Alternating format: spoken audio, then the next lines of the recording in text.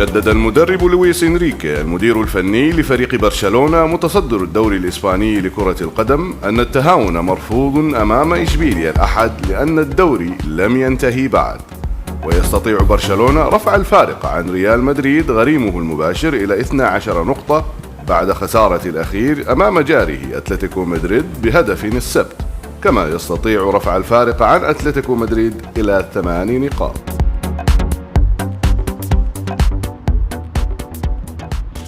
Lo planteamos como cualquier partido de liga contra uno de los equipos de la zona alta. نواجه إشبيليا مثل أي مباراة في الدوري. طبعا ستكون مواجهة صعبة جدا، سيكون الخطأ كبير أن نفكر بأن الدوري انتهى. هدفنا هو الفوز في هذه المباراة.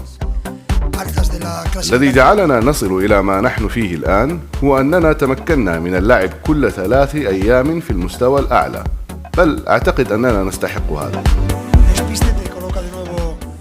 مفاجآت رائعة مثل ليستر سيتي وتوتنهام هذا أمر جيد جدا لكرة القدم.